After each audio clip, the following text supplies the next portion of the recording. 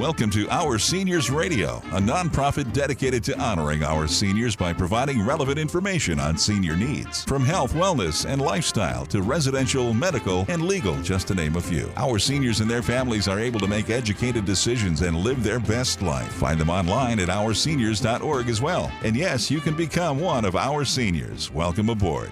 Hey, welcome everyone to Our Seniors Radio. Thank you for joining us. My name is Julian Cantillo. I'm the president and founder of Our Seniors Family, and we're so glad you're here with us this morning. Part of our mission is to keep our seniors informed, and every week we have a different guest with a different topic. Every Saturday morning, 8 a.m., but if you miss time clock, you can always go on YouTube, go on our website, and you can listen to all the shows there as well. And we're excited. It's a new year. The new edition is out. If you wish to get a copy, please don't hesitate. Give us a call at 386-516-3969 and select the proper option. And we're extremely excited. We're going to have lunch and learn events at Red Robin in Port Orange at the Pavilion, February 28th. We have Dr. Q, and March 27th, we have Ann Hardick from Dignity Memorial. These are from 12 to 2, and they're El Fribos. So please hurry up and sign up. Room is limited, but we're going to have a great opportunity to get together and touch on quite a few topics, okay? And with that said, we'll take a break, and we'll be right back. Did you know that Metro Health clinics are dedicated primary care clinics for seniors? Metro Health treats senior patients with state-of-the-art technology and old-fashioned listen to the patient understanding. Call us now for a no-obligation tour. Interview our staff, ask questions, and learn more about Metro Health's team by calling 386-467-4430. We love and support Our Seniors Radio and Magazine. Yes, you can become one of our seniors. Hey, welcome back to Our Seniors Radio. We're excited this morning. We are honored and privileged to have part of the Ormond Beach Police Department, okay? Not everybody, but starting off, we have 3 different guests, and we'll introduce each of them. We start off with Chief Jesse Godfrey. Welcome, sir. Good morning. Happy New Year, and thank you for having us here today. Yes, Happy New Year, absolutely. And we'll go one by one here in a moment, and they'll give us a little of their background and everything. But we're going to be touching on very serious matters regarding scams and fraud that affect seniors. We also have with us Officer Danielle Henderson. Good morning. Thank you for having me. Absolutely. And then Officer Andrew Rossi. Morning. Thanks for having us. Absolutely. So we'll start out. Give us a little background on yourselves and how long you've been in law enforcement, etc. Go ahead, Chief. All right. Thank you. I'll start out with I am a true Florida native, born and raised primarily in Miami, Florida. Graduated high school down in, it used to be Cutler Ridge, now it's Cutler Bay. They changed the name of the city after Andrew came through and wiped it out back in the early 90s. So I graduated in 83 from Miami Southridge. There's other people on this panel that are from South Florida as well, so I have to throw out my love and my pride for the Southridge Spartans. We're state champions on many things down there, and even to this day, they're very good at athletics and academics. So from high school, 2 weeks later, I joined the Army. I didn't know what I wanted to do. I was probably like every other teenager out there. I didn't have a path forward. Some were more fortunate, they had college or they had, different things, but I didn't know what I was going to do. But I knew I wasn't going to hang around in Miami too long. It was during the early to mid 80s. There was a lot of crime down there. They had the cocaine cowboys. So I didn't really think I didn't see myself staying there much longer. So I joined the Army, went to helicopter repair school, and then I also went to airborne school and wound up at the 82nd Airborne Division. I spent 2 years and 10 months in the Army, active. Then when I got out, I joined the Daytona Beach unit of the Florida National Guard. And I stayed there for another 7.5 years. So around 10 years total military service, some active, some National Guard. It was a great experience. I got to serve my country. I got to serve my state. So it was very rewarding, and a lot of good life lessons were taught there. A lot of things that my parents tried to teach me were reinforced. And just a shout out to my parents. They're both up in heaven, but they did a great job, and I hope they're proud of me looking down today, because I give them all the credit, and my wife all the credit for where I'm at today. So, 86, I got out of the Army. My dad lived up here, and that's what brought me to Ormond Beach. I know you asked me before we went live, how long have you been in Ormond Beach? And I've been serving the community for 36 years, but I've been here longer than that. So I went to Holly Hill Junior. Actually, I went to Westside Elementary, right down the road from the radio station we're at now. Then I went to Holly Hill Junior High, as it was called back then, and then 1 year of Mainland. So for all the Mainland folks out there, Buck Pride never dies. In my end of my 10th grade year and the start of my 11th grade year, I went back down to Miami and graduated high school down there. So it's kind of a journey, but it was definitely well worth it. So in 88, I joined the Ormond Beach Police Department after going through Daytona Beach Community College rookie school. It's now Daytona State. And I got on with Ormond Beach PD. Great outfit, great organization. And after about a year and a half there, my roommate, he was actually a Daytona Beach police officer. And we would share stories at night, like, what'd you do last night? His stories were much better. They were more action-oriented. There was more flair. There was more drama. There was more, stuff going on in Daytona than Ormond Beach, which now, looking back on it, was a blessing, as far as, because I bought my first house and my only house here in Ormond Beach for that reason. And I got to tell you, we live very close to Daytona Beach and Holly Hill, but Ormond Beach is just a wonderful community to live in, to raise your kids.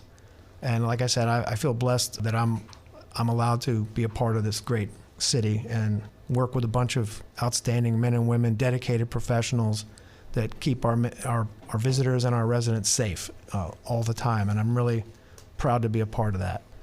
So in 88, I went to Ormond Beach. In 89, I transitioned to Daytona, and I had a great 21-year period. I worked my way up the ranks. I was mostly in narcotics and on SWAT, like my whole career, which is kind of a unicorn type thing, because nowadays they want you to move around and get more well-rounded as a police officer and as a leader. So in 2011, I retired from the Daytona Beach Police Department, and I retired on a Friday and started back at Ormond Beach on a Monday as an outside lieutenant. And the reason why I didn't take a break was I had two kids in school. One was in junior high, one was in senior high. I didn't want to move. I didn't want to, rip them out of their social circles. And I liked being a police officer still. So I came here into Ormond Beach in 2011. And in 2016, I was offered the opportunity to take the helm as a chief. And I took it, and I was selected. And I've been the chief ever since. And I'll tell you again, the professionalism, the compassion of our officers, I think, sets the bar for all others to follow. There are so many stories of our officers helping people out that I've never seen before.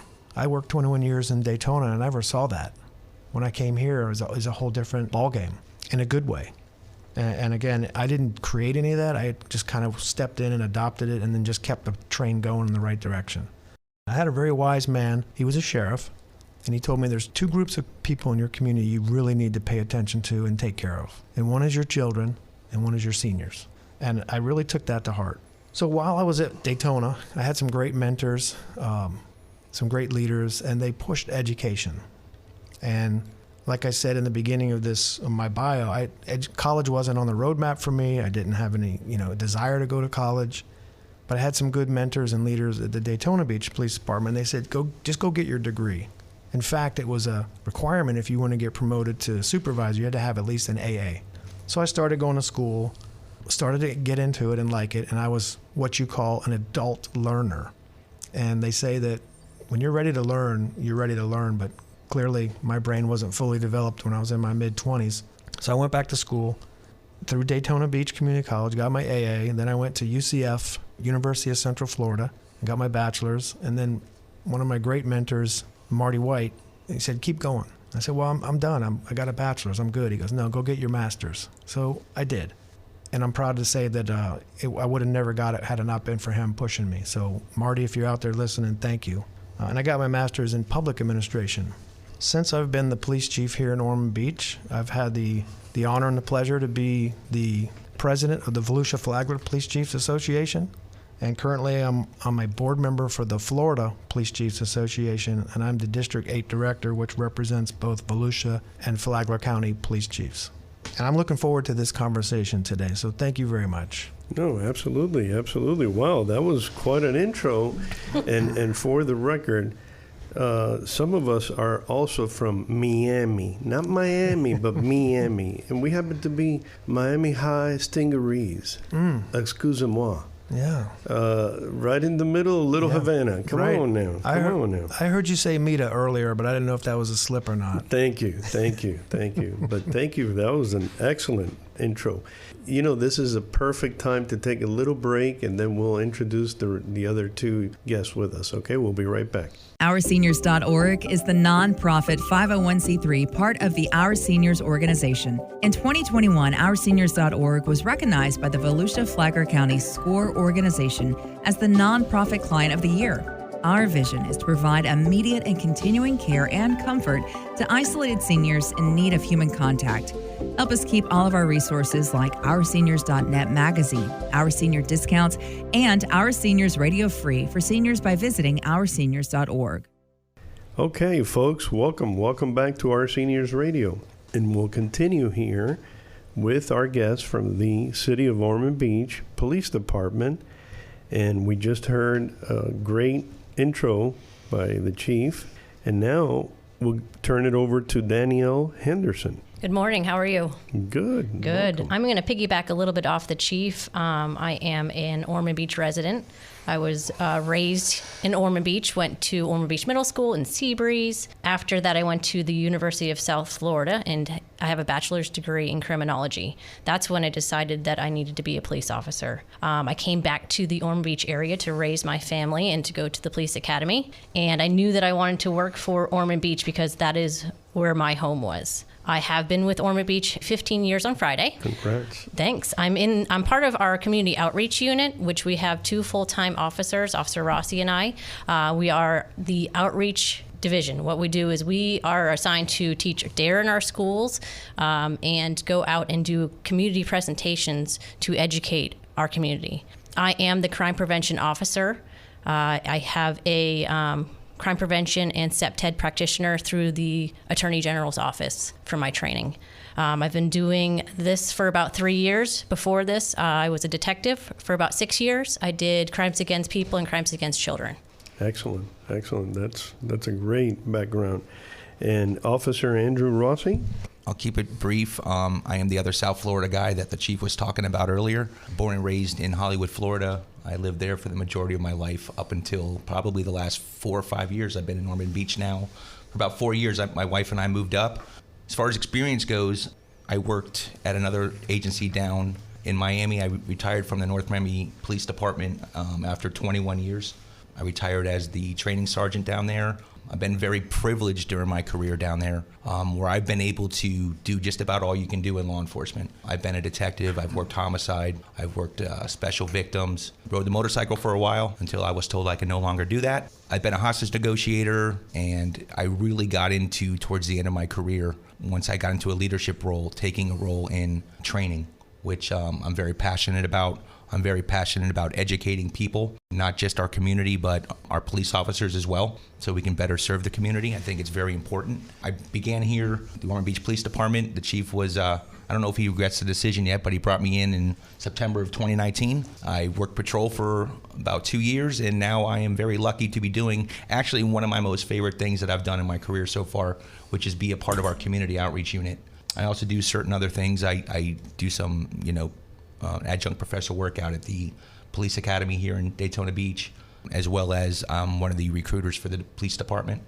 So I'm very lucky. I've been very privileged. But yeah, I'm a South Florida guy. I won't talk about the schools I went to because my teams are nowhere near as good. Sorry, guys. But thank you for having us here. No, absolutely. Thank you. Thank you for joining us. Now, the focus continues on the series that we're monitoring and keeping our seniors informed, and it's due to all the scams and fraud that are going on. Tell us a little bit about, and whoever wants to take the question, why are seniors the targets of crime? That's a good question, and a lot of times it has to do with opportunity. The majority of scams as they come up, and they change, but the one common thing that we find when we're investigating different frauds against people is they target a certain demographic of people, usually people that are on a fixed income, like a lot of retirees, and a lot of people that are fearful. Most of these things, these scams that we've come across, they're based on fear. A lot of people are living alone. They may be widowed. They may be divorced. They're living away from their family because they're in a retirement community, and they're by themselves, and they just don't have the means to keep up with these current trends that are going on. And because of that, they become dependent upon other people, and that opens them up and makes them very susceptible to these predators that come in and steal from you. Absolutely. And please, can you bring us up to speed some of the scams that are going on right now that do target the seniors? Can I just interject one thing here? Absolutely. My grandmother and grandfather from both sides told me this a long, long time ago. If it's too good to be true, it probably is. That axiom or that saying stands strong to this day. And a lot of our scam victims, if they just would have thought it through, there's no way this is too good to be true. There's no way. The other thing about the fear angle, there is no police department, there's no law enforcement agency, there is no governmental agency that will threaten you with arrest if you don't pay a fine. It does not work that way. A lot of the scams are based on fear of pay this or you will be suffering some type of sanction. Law enforcement, state, local, federal, does not do that. When you get that phone call, it's the IRS, and this is what they normally do to give themselves away. There's usually one or two words in their conversation with you that would lead you to think, that didn't sound like a real police officer, because they'll say something like, the cops are on the way. We don't refer to each other as cops. We're police officers. We're federal agents. We're Volusia deputies. We're not cops. So when they throw that slang in there, that's an indicator this probably isn't real. And I'll turn it back over to you, Andy, but thank you for letting me put that in there. Yeah, and just to kind of piggyback on the chief, I tell this to all of our seniors when we go give presentations in there. If you have a warrant or we're coming to get you, we're not going to call you and tell you we're coming. It just doesn't work that way. So if any time you get a phone call, you receive an email saying that there's a warrant for your arrest, it's a very scary thing. It's happened to members of my own family. It's a source of embarrassment if that were true. They don't want to tell anybody, hey, I have this, I'm in trouble with the law, because most people are good people who've never been in trouble their entire lives. Okay, and to hear something like that is a very scary thing. So what they will tell you is they will call you and they'll try to extort money out of you, saying, listen, you have this warrant for your arrest. You owe several $1,000s to the IRS. You owe this several $1,000s to whatever they come up with. And if you don't give us the money now, we're sending the police over to your house and we're going to arrest you and take you to jail. That's one of the main ones, and that's the one that's kind of stayed around. We find it makes its resurgence every now and again. Sometimes it goes away, but that's one of the main ones that have actually stood up to the test of time so far, and it's fear-based. That's probably the main one. I know Danielle has a couple that she speaks about too. We've also had an influx about having a family member going to jail, and they will call you to say that the family member is in jail and that you have to give them money right now to bond them out. We don't call people to tell them that their family member is in jail. That is another fear-based one. We do recommend you hang up the phone and call that family member, confirm. With any phone call that you get, even if it's from a bank or Amazon, hang up, call back the Amazon number that you know and confirm that this is the person that you're talking to. We've had an influx on Microsoft needs to access your computer. So they call saying they are Microsoft, and what they do is they have the person download an app on their computer, which allows the bad guy to access everything in your computer. And at that point, they go into your bank accounts and clear you out. I also want to touch base on one more thing that we've had an influx in is green dot cards and cryptocurrency. Any legitimate company is not going to ask you to pay in a green dot card, any type of gift card, or cryptocurrency, which is like Bitcoin. Basically, it's a virtual currency and it's money from one person to another. So it's peer-to-peer. There's no financial transaction. So we can't even track that. Wow, the rip-offs. And you mentioned earlier, and you see it in the news, that a lot of folks get called, hey, your grandson, your granddaughter is in jail, and she needs your help now. And boy, you mentioned it, and you hit it right on the spot. Take a step back and say, okay, thank you, et cetera, hang up. And who's the first person you're going to call? The granddaughter, grandson, family, everybody. Don't take action while they have you on the phone. That's the worst thing you can do. No, write down all of the information and then do your own research. Call your own family member and make sure that they are okay. Absolutely. Call us if you have a question. Call us. We can follow up with it also. Excellent. Well, and we'll be right back. We'll take a little short break. OurSeniors.org is the nonprofit 501c3 part of the Our Seniors organization. In 2021, OurSeniors.org was recognized by the Volusia-Flagler County SCORE organization as the Nonprofit Client of the Year. Our vision is to provide immediate and continuing care and comfort to isolated seniors in need of human contact. Help us keep all of our resources like OurSeniors.net magazine, Our Senior discounts, and Our Seniors radio free for seniors by visiting OurSeniors.org. Hey, welcome back, everyone.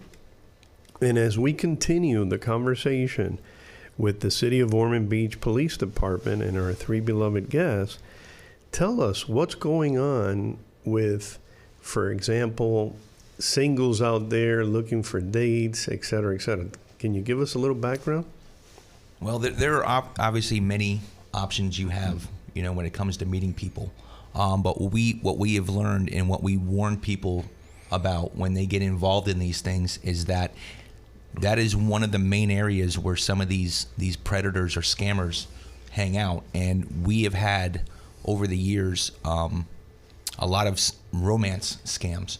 And we can touch more on that. We can talk about that all day, but briefly, what they do is they befriend people who have, when they sign up on their profile, have made themselves widowers or divorced or things of that nature. And what they do is they begin to groom, is what we call it. They start grooming. They start talking nice. They start, sending little cute messages, and they start charming you. And what happens is after a while, they convince you that you are in a serious relationship, even though you've never met this person. And it is very successful because people are lonely and they're looking for companionship. And unfortunately, that is, very prevalent in the senior community. And they prey on this. And before you know it, we have had victims that have sent hundreds of thousands of dollars to these people as gifts, which, because they're gifts, some of them are untraceable depending on how they do it. It's very difficult, and it is such a rising thing because it is so easy for these people to do. And it's despicable. We can't stand it. And unfortunately, there are still victims that we have helped in the past that still don't believe, even after proving it, that because it's a very powerful thing. Love and emotions are a very powerful thing to deal with. And if you get in there with somebody, you can do a lot of damage. Wow. And with that said, be careful out there. Social media is, luring everybody in, and at the same time sending you messages, hey, we look like we have some things in common, and that opens up the door. They become your friend. Next thing you know, oops, they've taken over. So let me rephrase this. As it looks like we're going to continue this because we have a lot more information to share with the seniors, okay? And as we're going through this, if you have a number, if you feel like they are being victimized right now, where can they call to get assistance? So you can call our non-emergency number. That goes for all of Volusia County. That is 386-248-1777. Also, if you go on the Attorney General's website, myfloridalegal.com, they actually have a Florida identity theft victim kit, and it goes step by step on what, if you were a victim, what do you need to do to regain your identity. Excellent. That's excellent. And with respect to your ongoing community service, any good news out there that you could share with us as a result of some of these crimes being, stopped? Yes. We have two specific examples. One was an elderly gentleman was going into the bank to withdraw a large amount of money, and he had a working professional relationship with the teller. Teller asked him, "Hey, you don't normally do this? Where's the money going? What are you doing?" He told her. She immediately identified it as a scam. She called us. We went over there. We put the block on it. We made sure he didn't lose his money. And in fact, because she was so professional about it, she's actually getting an award from the police department for looking out for one of our seniors. Secondly, over this past week, we had another scam where they wanted the individual to withdraw money and then take it to an ATM, a Bitcoin ATM, which actually exists, deposit it in there. It was about $30,000 maybe. And she contacted her attorney right before she did this, and her attorney said, absolutely not. It's a scam. Don't do it. So thank goodness that we have those individuals in our community, other than law enforcement, that are looking out for our seniors. So again, those are two recent success stories that I can think of that where this outreach and putting this out there is actually working. Wow, that's excellent. And please, once you have that information up, send us information, because we would like to share with seniors on social media, etc. Not only, the scams and fraud that are going on that are active, but at the same time recognizing those in the community that are standing up against crime and looking out after seniors. Because as they try to stay connected in the community, like you said, they may be a widower, and they're trying to make friends, etc. That's when they become really susceptible to being a target for these terrible crimes that are going on. And at the same time, the resources, you mentioned the non-emergency number, and the other package, you said if they do have an identity theft. Yeah, it's through the Attorney General's office, and it's a kit. They created a kit, which is step-by-step instructions on what do you need to do, who do you report it to, how do you regain your identity again. And it's it's about 10 pages, a fantastic kit. I also want to touch that we just started a text 911 also.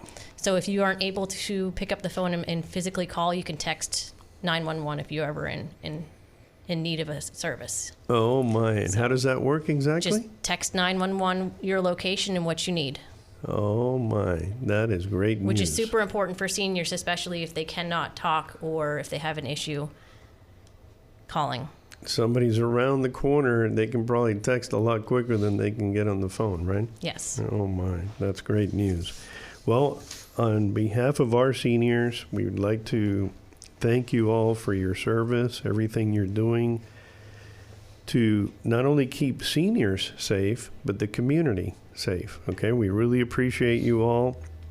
Thank you for your service, and keep Ormond safe in the surroundings, okay? Because we really need to continue, providing for the local community safe places where they can live and call it home, okay? So on behalf of our seniors, we'd like to thank you all. And just a quick reminder to everyone, we are having a fundraiser this month, January 24th, all day at Red Robin. All you got to do is mention that you're there to support our seniors, and they donate 20% back, okay, for all the meals that anybody shows up and mentions our seniors. And if you pick up the magazine, there's a coupon in there that you can use as well. Okay, some of us love the burgers, and some of us love the fries, because all you can eat fries, right? Steak fries. So by all means, give it a try, okay? Thank you so much for all your support, and we'll be back again next week. Thank you so much.